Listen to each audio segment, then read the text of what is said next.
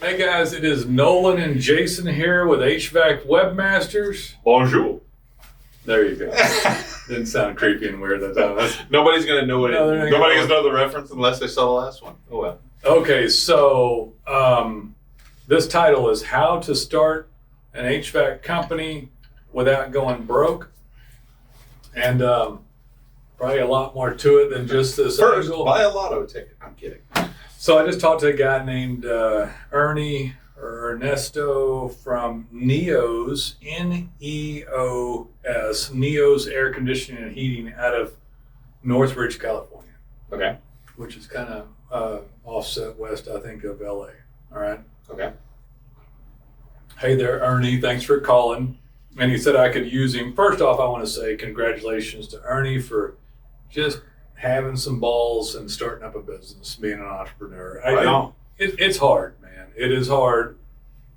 And there's a lot of lessons to learn along the way. And I talk about this all the time in other podcasts, you know, but damned if it isn't rough, but it's rewarding. So I was telling, I feel like when I was started out, you're basically like a baby bird. You don't know anything going on, but you become skilled and I can stand down with the best of them, go toe to toe, and I've self-proclaimed myself a goat in certain things.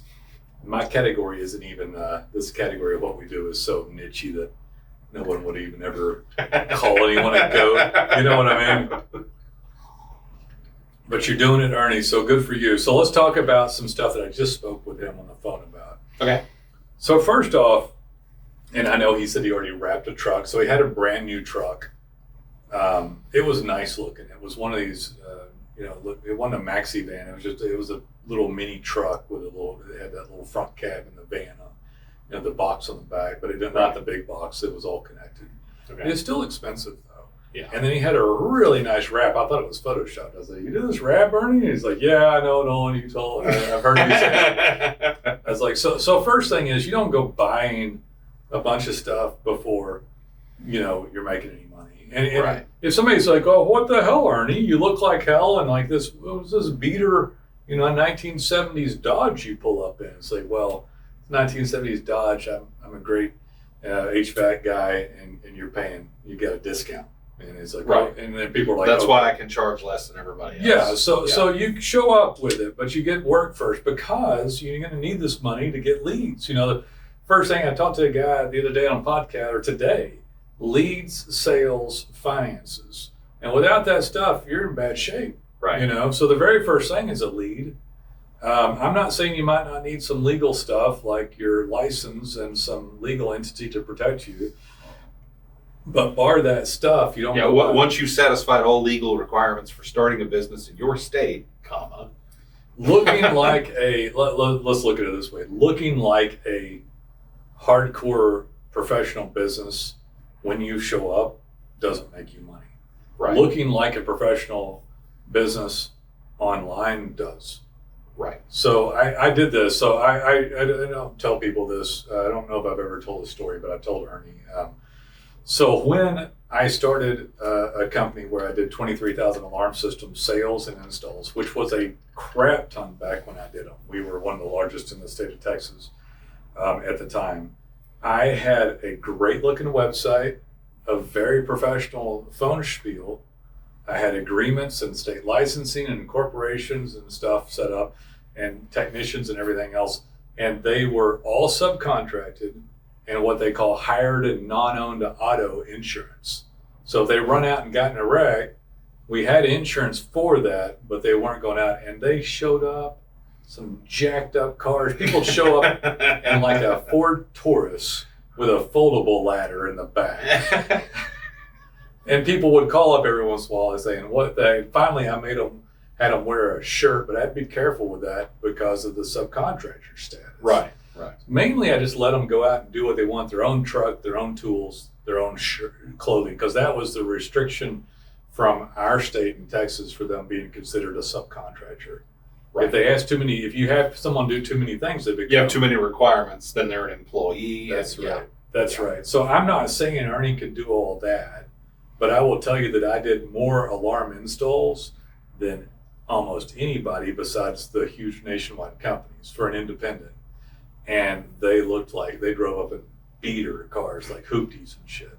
So one thing I think a lot of people lose sight of is that nobody's going to see your truck or speak to your technician until after the sale has been made. Once the appointment's been set and you show up, especially something like HVAC, someone calls the HVAC guy out because they need their AC fixed.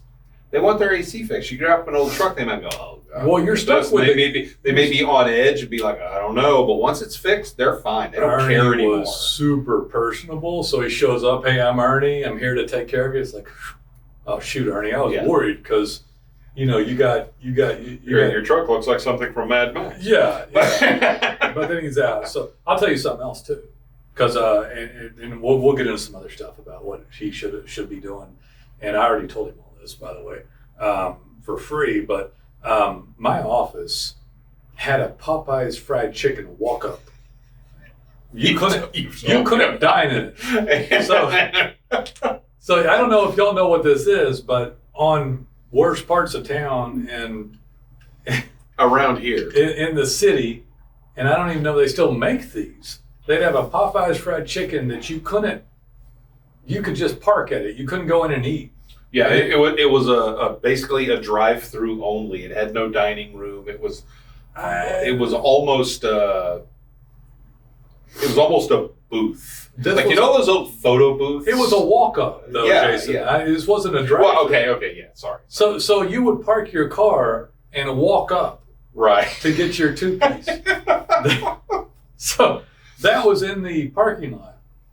I had there was a homeless person. I'm not making fun of them or anything, but they would dumpster dive at Popeyes and then live out behind the building where my home security company's offices were.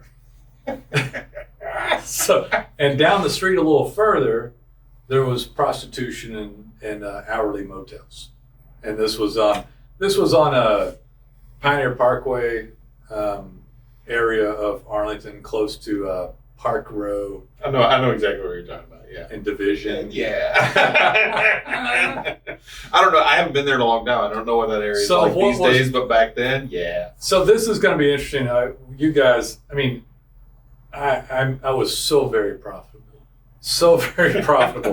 I had an office kind of hodgepodge together, and it was the cheapest space I could rent it. I don't remember if I wasn't month to month, I was year to year, and he was always having trouble keeping people in it. So it was cheap, and then later I made money, and I was like fancy pants, man. I'm like, and I went and got the 5th floor of a Wells Fargo tower, like a 10-story office building. I got half the 5th floor, and my portion looked over where now is the Cowboy Stadium. Right. And back then it was the ballpark, which had something else new built too, the Texas Rangers, and so that's where we were in the middle of Dallas-Fort Worth in Arlington. Yeah. And when I moved to that big fancy place, holy cow, man! I thought I needed receptionists and people to salespeople, because before that it was just guerrilla warfare. I'd wake up early in the morning, just like out of bed, and I'd run in there, phone start ringing, I'd answer, and we'd start picking up the phone and selling alarm systems. Is this the I hate your face? That was before this. That was before that. Yeah. I had a really small office one time, and I had a business partner. Partner went crazy. Ernie, don't give anybody a piece of your business. Anybody. Yeah. And so I had this guy. He was a great sales guy.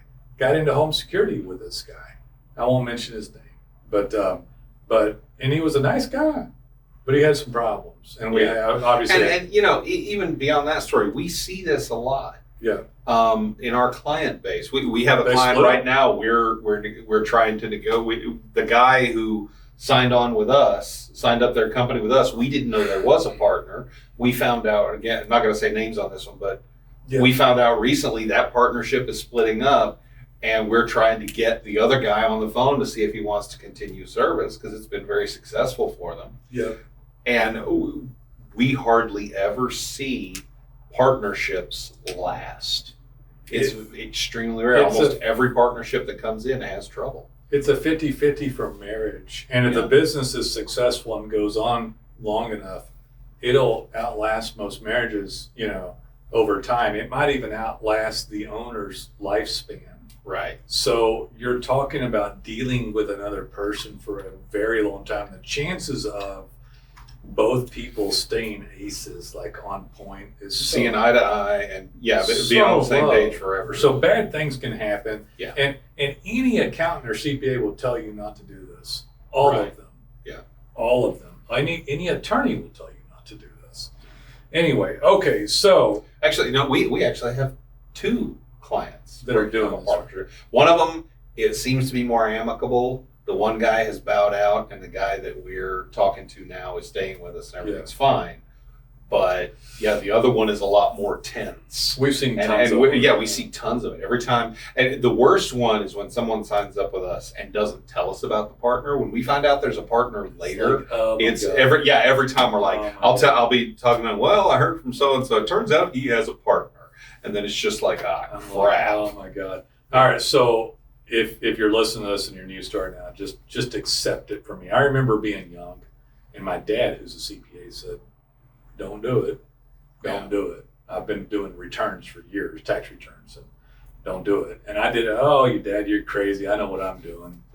And like any old man doesn't know anything. Old man doesn't know shit.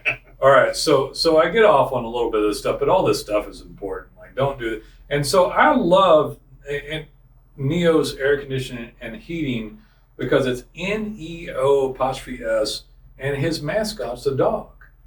And then the dog's got on like a red, white, and blue flag or something. So it's got patriotism and everything.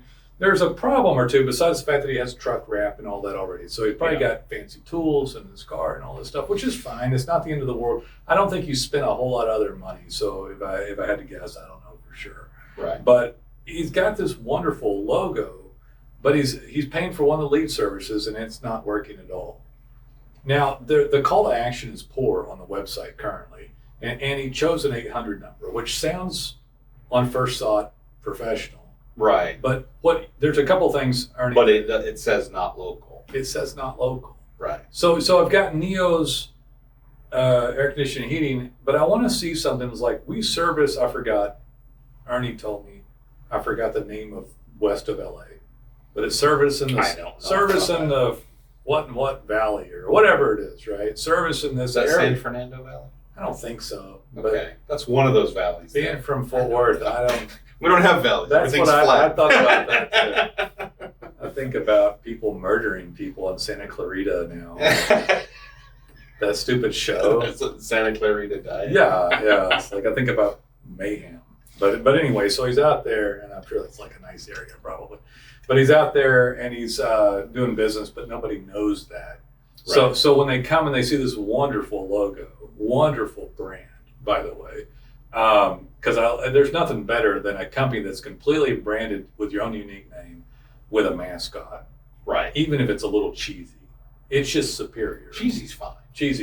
The 800 number changes to a local area code. And in the header, when they see it, the calls to action are like, boom, HVAC company, like the name, that's one of the area codes I recognize around here, and their statement says they're going to give me a good deal for the valley. Right. Whatever. Whatever it is. And then boom, boom. And then his conversion will pick up from the lead sources turning nothing right now, which is probably turning nothing for multiple reasons. Like he doesn't have a reputation with the lead source. Right. If anybody does come to it, the website, the brand, even though great, falls flat.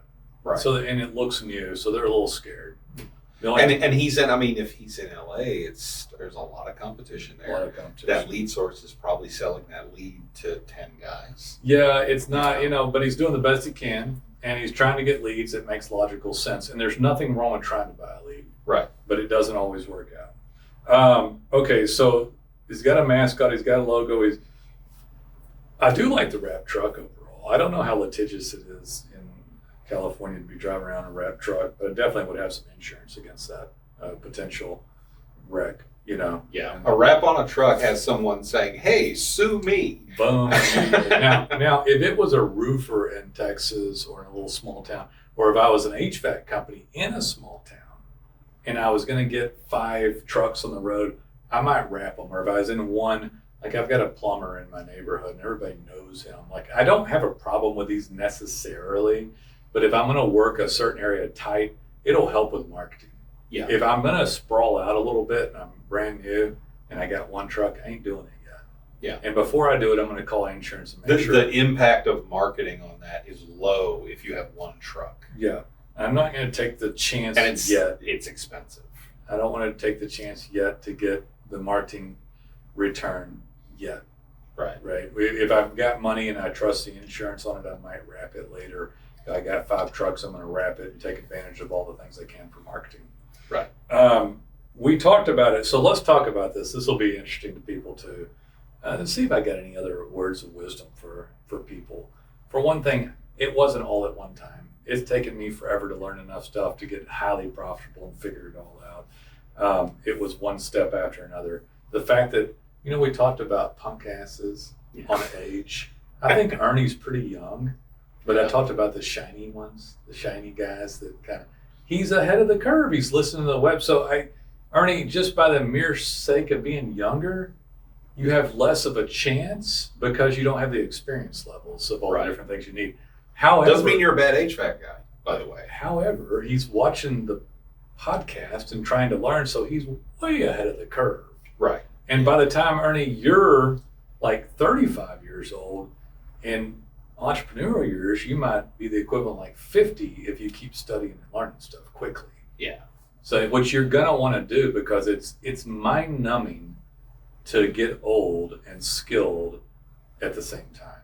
Like it sucks really. It absolutely does. So it's like, shit, I'm finally good, but I'm tired. Oh, time to retire. Yeah. Yeah. I mean, it sucks, but it's kind of true. So you want to figure this stuff out early. He's ahead of the curve, and he's definitely in the top 10 percentile, like we were talking about the other day. Yeah. Just by anybody studying at all. Let's talk about that really quickly before I go into how to make the website move faster through rankings to get up. So when someone's brand new on Google, it's great that they get a website. So the website it's absolutely necessary. Yeah, the website that he has isn't great, but it's great that he put it up. Yeah. It's great that he did a logo and got a branded name. It's great that the name has the word air conditioning and heating in it. Neo's air conditioning and heating. It is topically relevant. It's better than HVAC. His .com is great because it's got HVAC in it. I think it's neoshvac.com if I had to remember. But it might have been a little better if it had the word air, but I think Google will take it, HVAC, as a related keyword for the entity. Yeah, they'll conflate it with the entity air conditioning and heating. So everything's flowing through properly. What would have been bad, Ernie, if it was Neo's mechanical? Neo's mechanical, Neo's services. Those all would have been bad, but you didn't do all that. You added the word air conditioning and heating. It's topically relevant. It matches user intent.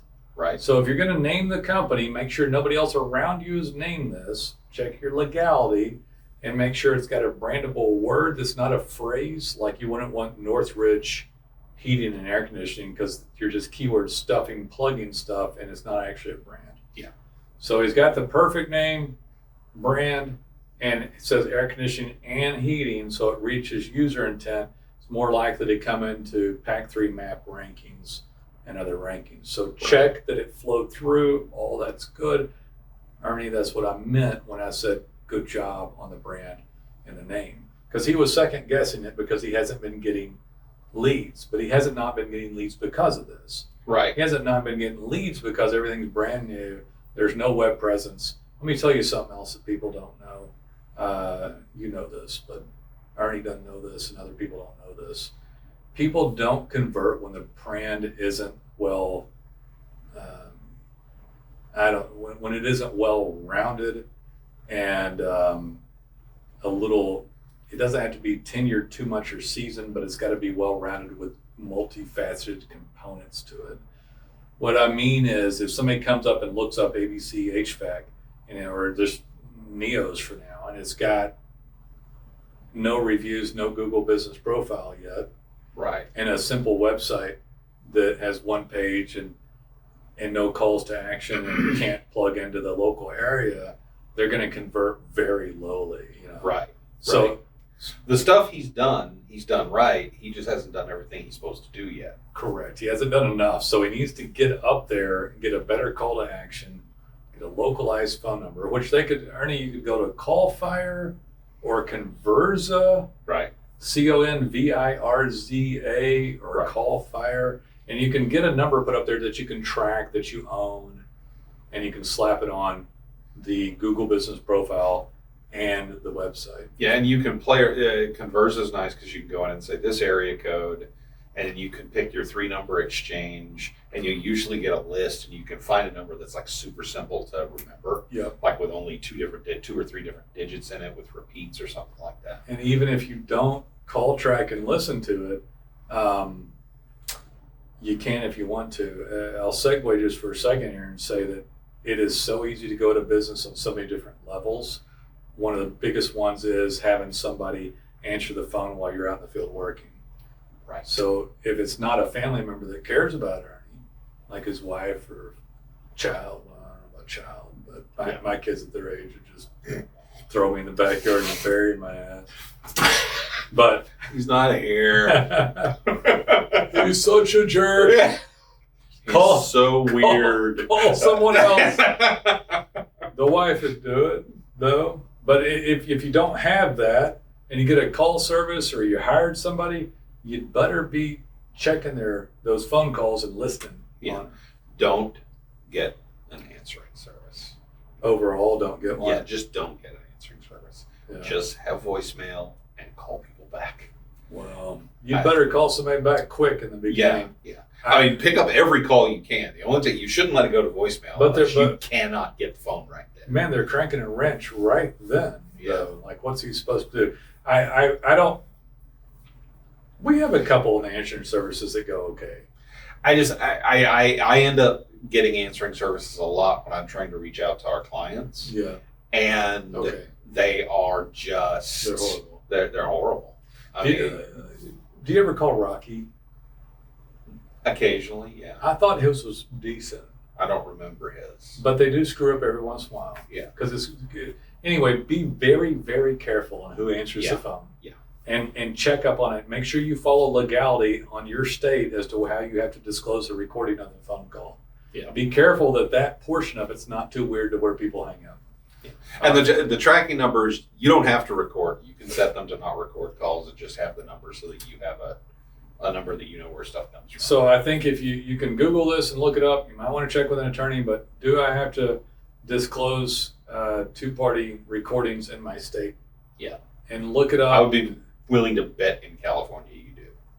Oddly, I'm not sure that you do in that state. Really? Yeah. I'm surprised by that. Oddly, I don't know, but I am not giving legal advice. Certainly not to the state of California. Definitely. All right. So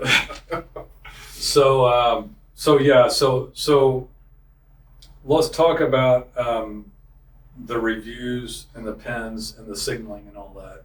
Right. So now Ernie's got a great brand. He's got a topically relevant name. He's going to get his Google Business Profile set up. That needs to be done quickly. That needs to be done at the same time as you get your website done. It is just as important. If not, before. Yeah, true, because the website takes however many weeks to develop. Google Business Profile, really, to get the basics done, takes 20 minutes and a wait on a postcard. So you should just do that right away. I'll go over it really quickly. Okay.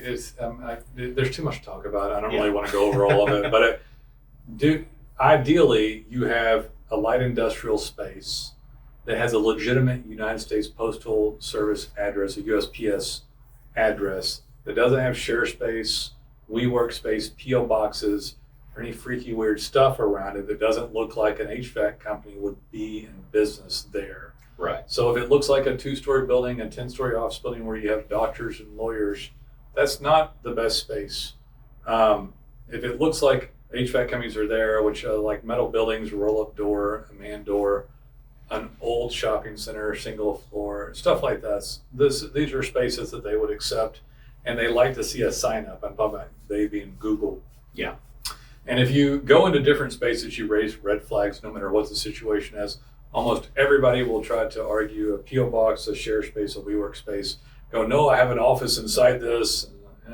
It's not a real space, and you know it. Google knows it. Doesn't care. Yeah, they don't care. They have their requirements and their standards. They're not going to change them. No.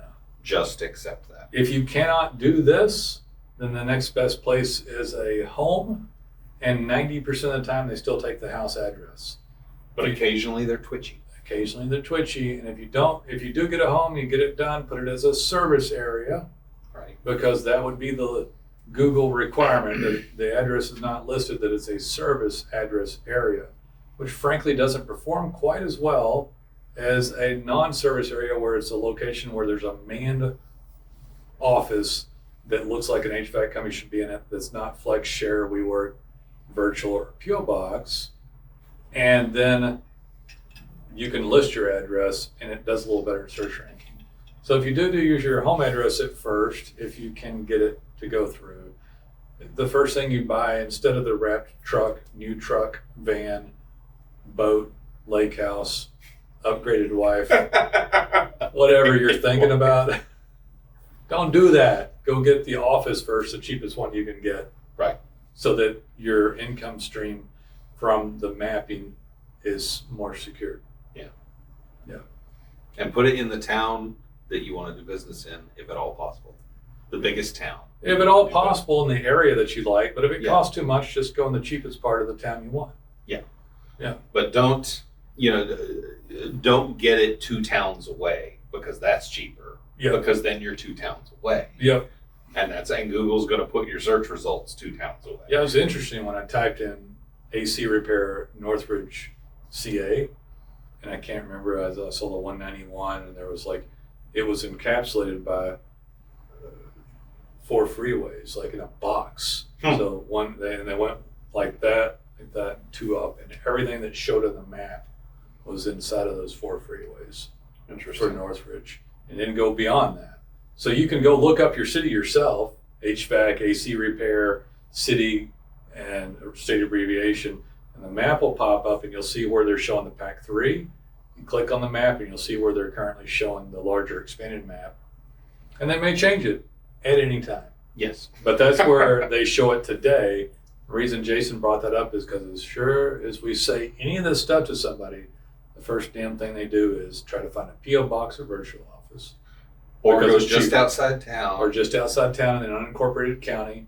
Or something like that. Or some bullshit. And then they argue with us about it. And Why it's not like, show up? I don't make the rules. We didn't. We do not make the rules. We do not even enforce the rules. We inform you of the rules so that you do not run afoul of them.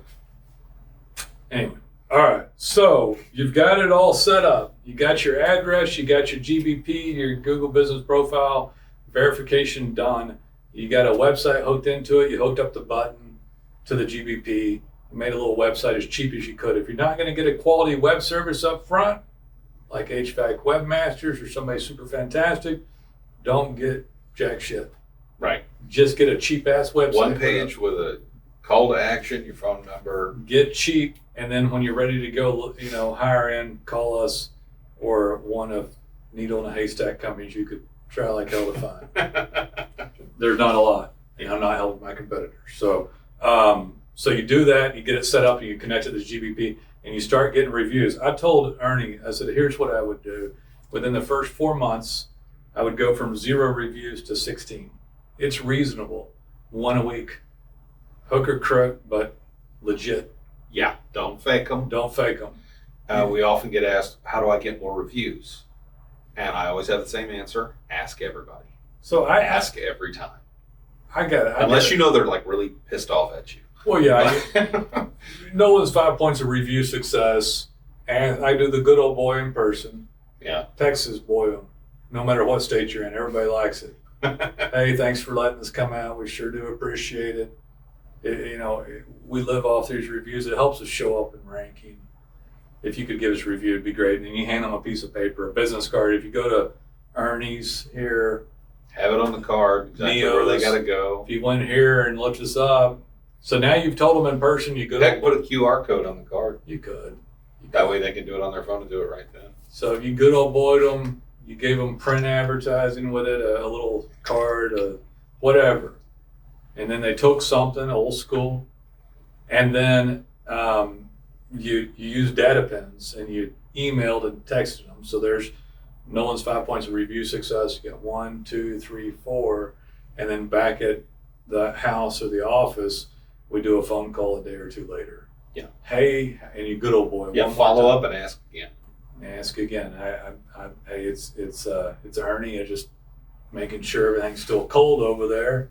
How's it? Oh yeah, Ernie is working. So I sure do appreciate it. Hey, keep me in mind next time you got any friends or family or neighbors.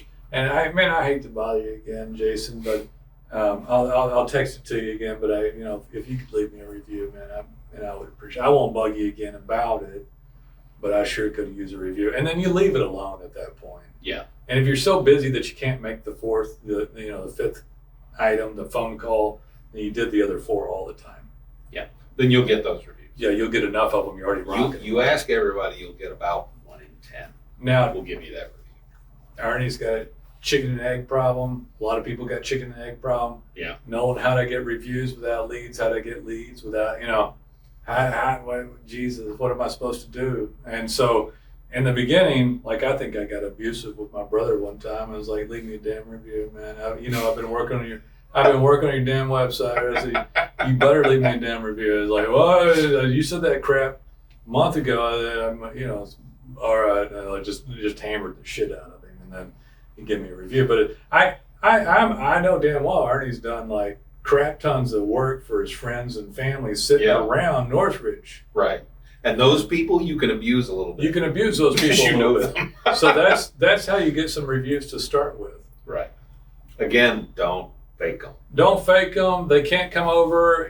Ernie, you can't have a kegger and a review party, because they're going to. Because some dumbass is going to put it on their social media. No, they're all going to ping off the same IP address. Everybody who made this review was all there yesterday. It's a review party. Free Goldschlager at Ernie's.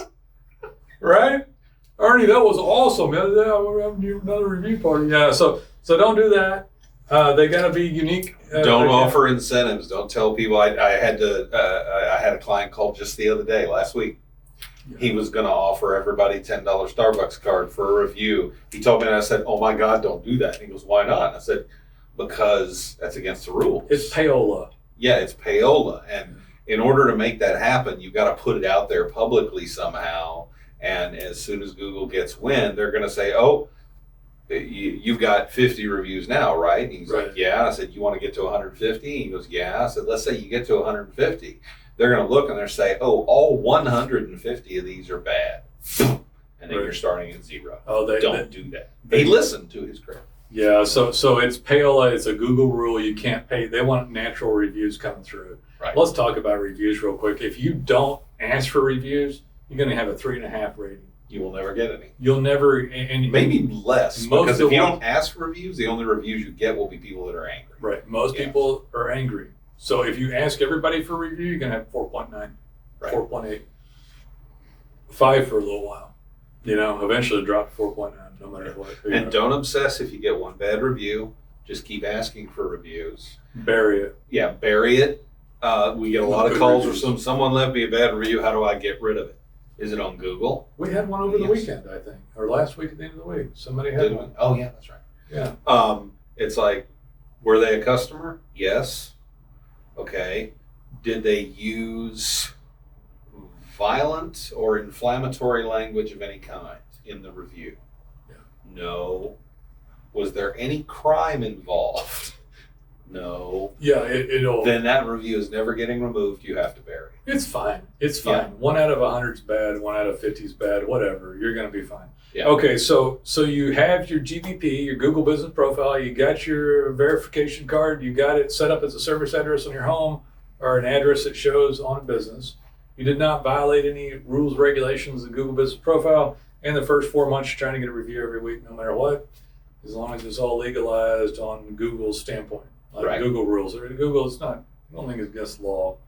Although I don't know if Google caused a problem with that, but there are some places where falsifying a review is against the law because it's a form of false advertising. But okay, so anyway, you get. But regardless, don't fake it. You get legit reviews, and then they need to see signals coming in. So it's good that you got a cheap website. It's good that you put it together, doing everything you can. It's okay. It's fine. You got a legit name. You got a properly branded deal. You got a user intent names in the name of the company, and you're getting some reviews, you're going to try to get signaling now to Google. We have a product I'll push called Data Pins, DATAPINS. Data Pins is a proprietary product that we own in a different corporation. It is not white labeled, and probably no one in your market's using it. Probably. Most people come into the game. It's exclusive to our clients.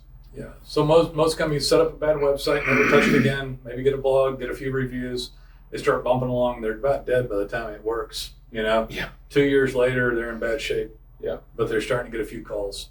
And so with Data Pins, you get set up and you start getting pins. Pins are pictures up to 6 of a job with a caption like just replaced Linux air handler replaced with Linux M30 Wi-Fi thermostat. That's your caption. You wrote it in a 12 Northridge. And I tell people use the city name. Can't hurt.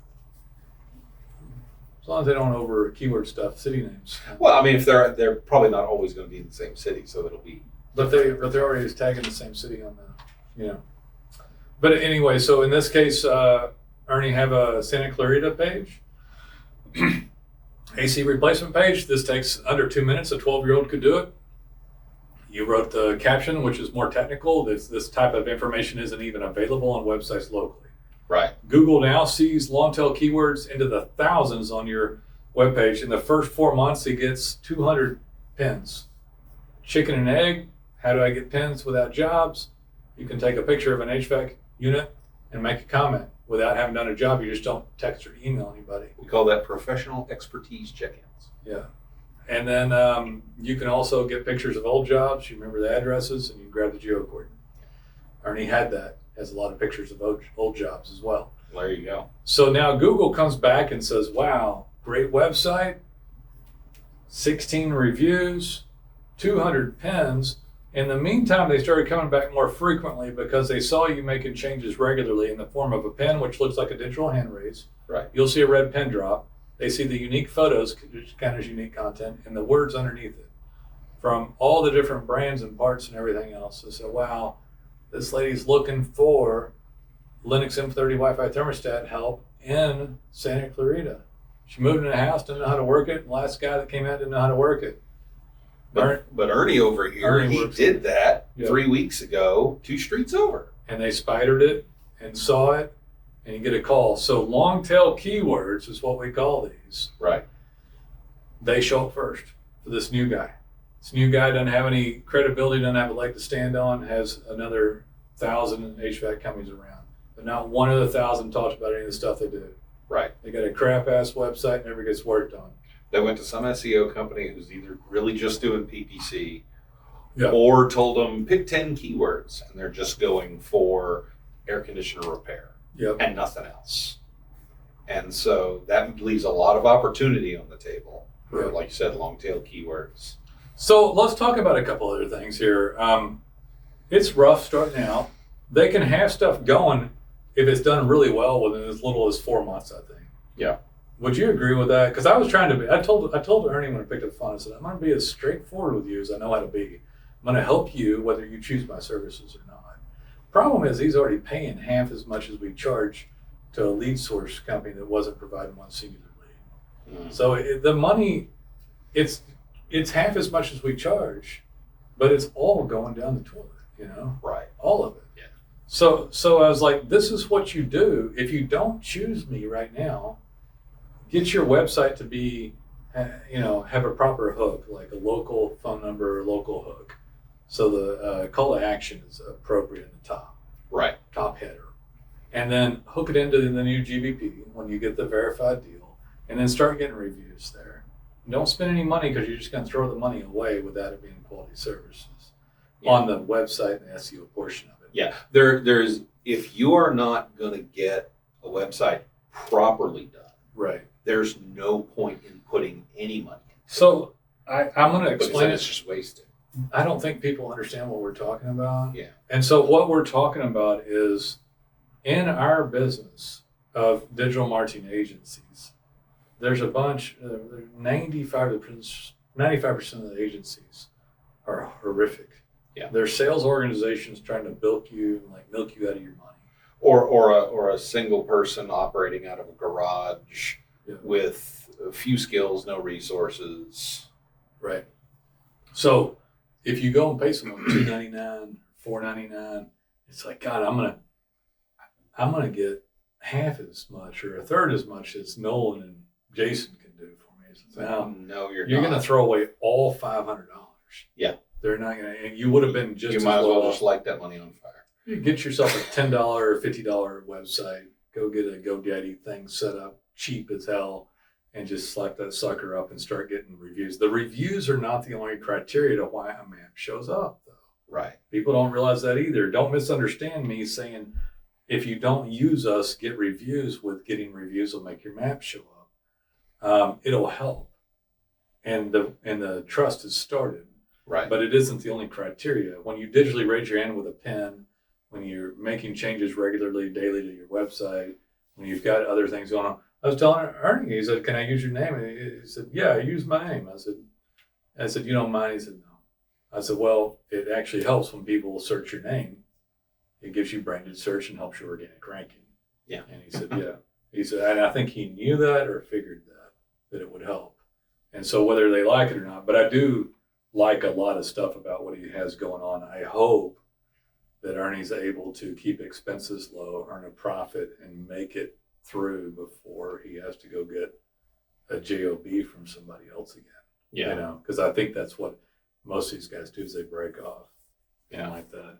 But he's got his head on straight at a young age, and he's figuring shit out. So I like that too, because it doesn't get any better. Like Jason was saying, you're going to get older no matter what. Yeah. You know, no matter what. Can't stop that, at least not yet. Yeah. And if you, not yet, man, maybe we'll see. I haven't decided like if I would download my, what was it, Neuralink or download your brain into a machine. Yeah, I love that movie. What's that movie that I like where they put the timeline of Justin Timberlake? Oh, In Time. In Time. Yeah. It's like where everybody's immortal as long as you earn time. They stop your biological age from aging at 21. 25. 25. Justin at some point during your 25th year, your clock starts. Yeah. And it's like this weird moment you have that you suddenly feel like you're running out. Everybody starts with a year. Yeah. Like literally each day you earn just enough minutes to get through the day to the next day and so forth. I don't think I would. Like right now I wouldn't do it. But if I'm on my deathbed and they're like, we can upload you to the Matrix. Yeah, I'm sitting there and I'm like watching TV in the bed, and Elon comes on and it's like, "Have you tried Neuralink's new sleep bodies? Like, would you like to be on the beach with a six pack?" And why not? That doesn't sound too bad. Yeah, I don't know. Well, my bowels haven't worked in 10 years now, so that sounds pretty good. I don't know what happened, man. That stuff scares the hell out of me, and I think most people, even Elon, said, "Don't let it happen." Yeah, I'm making this thing, but God, don't use this. Please don't do it. Yeah. Good God, didn't that? Basically, he's making it, but told everybody. Yeah, that he wouldn't do it himself. Yeah. This is going to be basically like Skylink, Skynet, Terminator. Yes. Yeah. Anyway, Jesus. But yeah, Ernie's way ahead of the curve. He is way ahead of the curve. If he can, he's in a crucial point at the beginning of his business. Mm-hmm. If he could get past his first hump, he'll be okay. So I'll end it with some stuff to like extra stuff. Raise no expenses before it's time. Do more work than you think you should be doing. Answer the phone and turn the wrench longer than you should.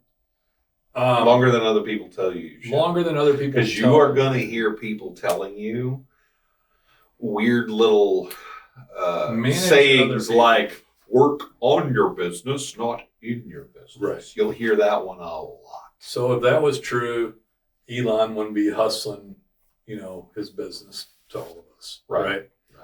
Everyone's working. Jobs work. Elon works. Gates works. They're all hustling still. Right. They just do different stuff. Right. Yeah. So you might do different stuff and have trucks come on the road, but be careful once you add those trucks. Don't assume that having 25 trucks on the road is better than having 5. it's okay to stop managing where it's comfortable for Ernie. Like, I have the limitations. You've seen them in me as a business owner. I'll say. You walked into that. You do such a good condescending eyeball bulge that Zach can zoom in on it. Anyway, so like for me, we have hundreds of clients. Unless it changed its method, like software, there's places where I'm like, this is where I get in and fit in. I'm not trying to do anything different than this. I know this method here is profitable. As you push too far and too hard, and you listen to the narratives of what people claim you should be doing, you can watch your profits go up in smoke, usually for most people. Yeah. So it's not like I'm saying that you're not going to have some procedures and management and stuff a little bit, but you're going to be involved. You always go back and check the phones. You always check the marketing.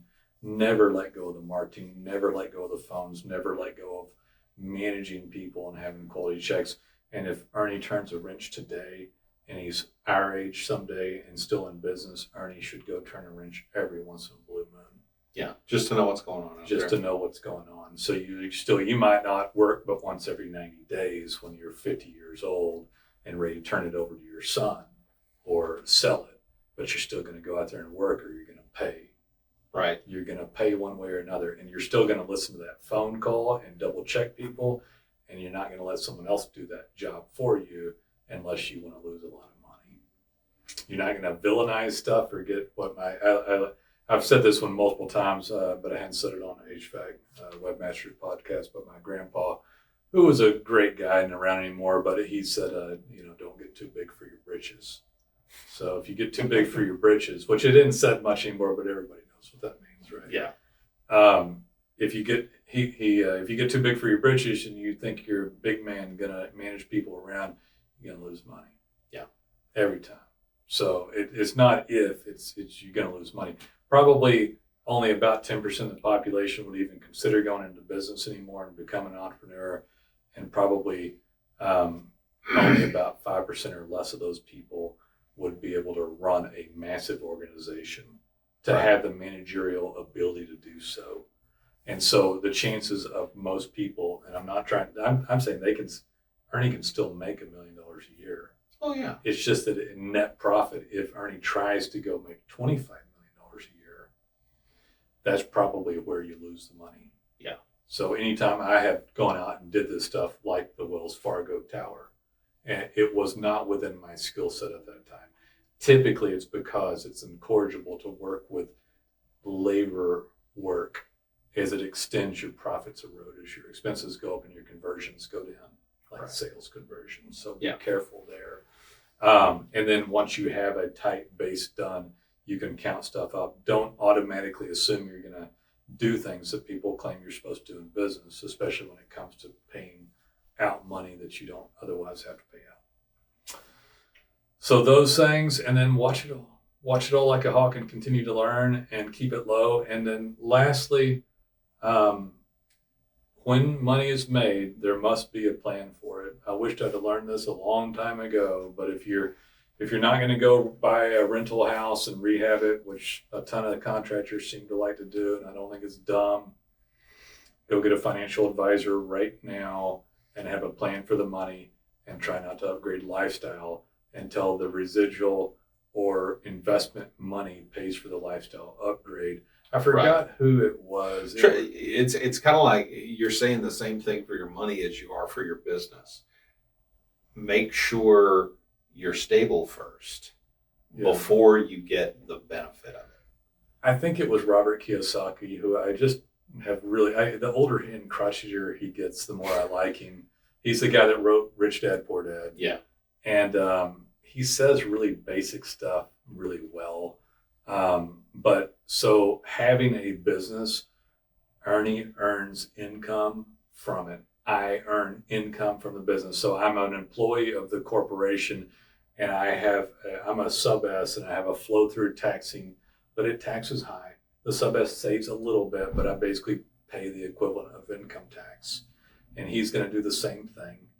and then he's going to work for income until you have an investment of real estate or stocks. You got a real estate style income or a capital gains taxation situation, then your taxable income cuts in half, or in cases of real estate, sometimes entirely. And that's because the politicians that run the country write in tax strategies for their wealthy selves. Right. So that is exactly why it occurs. So you're going to not be able to earn income forever. The ability to earn income will diminish at some point in time. But if you have rental income or stocks, appreciation income, dividend income, you're going to get taxed way less money. And that income then pays for it. As Robert Kiyosaki, when I brought him up, it says he never buys a toy or a lifestyle upgrade directly. He buys an investment. The investment pays for the lifestyle upgrade. Right. And a lot of people say that. I don't know. I doubt he was the first one to ever say that. But if he wants to buy a Rolls Royce for him, he's not going to buy a Rolls. He's going to buy it in a small apartment unit. And then he's going to go. And that's going to produce the income to pay for the Rolls. And he'll probably finance that if there's low interest rates. And then the net profit or income off of the apartment units will pay for his Rolls. And he buys big stuff, so he can probably buy a Rolls and a bunch of other crap too at the same time. When you make money, don't upgrade. View your income as temporary, and then invest it immediately. And then you'll feel because if you don't do that, you're going to spin wheels until you figure that out.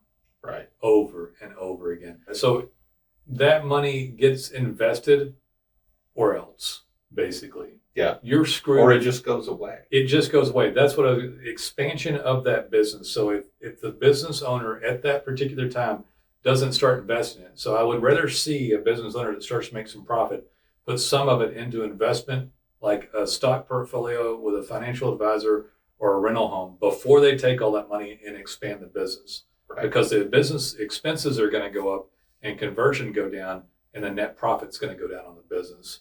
Yeah. And then you're going to erode profit, head towards that, take years to figure it out, and then you're going to not invest any money. And when you're on that cycle, if you don't invest income that you've earned off your business, you'll be working for an income and never have any passive income coming, real estate income or stock income, capital gains tax type income.